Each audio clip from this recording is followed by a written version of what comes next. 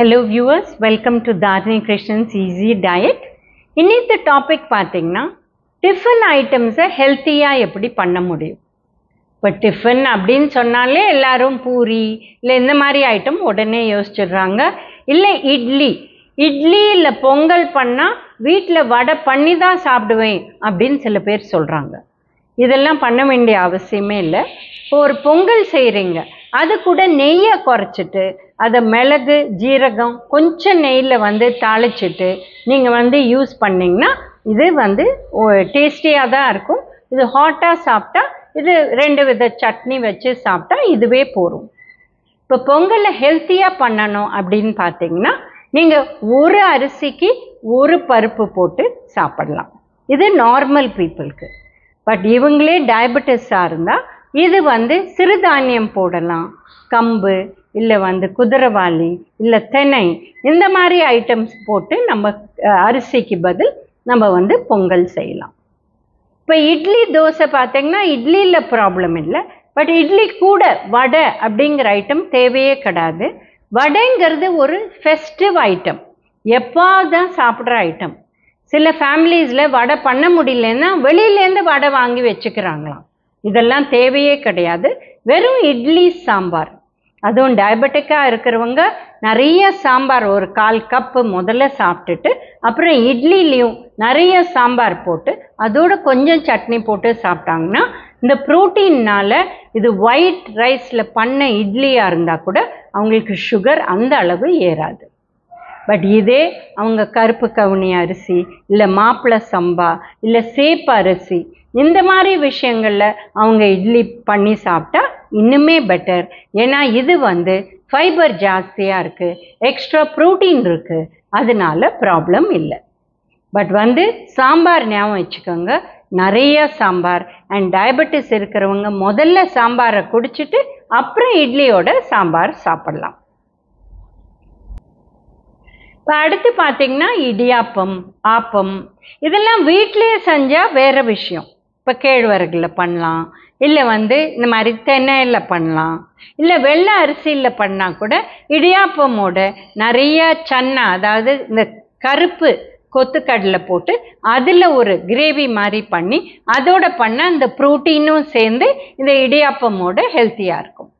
But நிறைய பேர் என்ன பண்ணுறாங்க, இடியாப்பம் அப்படின்னா வெளியிலேருந்து வாங்கிடுறாங்க. அப்போ இது எந்த அளவு ஹெல்த்தி எந்த அளவு ஹைஜீனிக் ரெண்டுமே தெரியாது. ஆனால் அது கூட கொடுக்குற குருமா ஹை ஆயிலாக இருக்கும். ஸோ அந்த ஹெல்த்தி ஐட்டமை நம்ம மாற்றிடுறோம். ஸோ வீட்டிலே செய்கிறது தான் பெட்டர். பட் டயபெட்டிக், அதாவது இந்த மாதிரி டயபெட்டிஸ் இருக்கிறவங்க வீட்டில் இருக்காங்கன்னா தென்னையில் பண்ணலாம், இல்லை மற்ற இந்த கேழ்வரகில் கூட பண்ணிவிட்டு நிறைய நம்ம இந்த சன்னாவை சாப்பிட்டு அதுக்கப்புறம் சாப்பிட்டா ஹெல்த்தியாக இருக்கும். இப்போ ஆப்பம் இன்னொரு ஐட்டம்.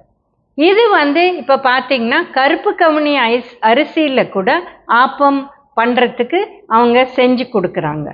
இது ஹெல்த்தி. இது நம்ம ஒரு கடாயில் போட்டு பண்ணலாம். நிறைய கடாய் இப்போல்லாம் கிடைக்குது, அந்த மாதிரி யூஸ் பண்ணி நம்ம பண்ணலாம். பட் இதே நம்ம வாங்கி சாப்பிட்டோன்னா அதில் சோடா போடுறாங்களா என்ன பண்ணுறாங்க நம்மளுக்கு தெரியாது. இப்போ பெசரட் அடை, இது ரெண்டும் ஹெல்த்தி டிஷ்ஷஸ் தான். பெசரட்டுங்கிறது சிறு பருப்பில் தோசை பண்ணுறது, ஊற வச்சு அரைச்சி தோசை பண்ணுறது. அடைங்கிறது 3 பருப்பு போட்டு அதில் அரிசியும் போட்டு பண்ணுறது. ஸோ இதை ஹெல்த்தியாக எப்படி பண்ணுறது? இந்த பெசரட்டை முழு பச்சை பயிரிலே பண்ணலாம். அப்போ ஃபைபரும் ஜாஸ்தியாகும்.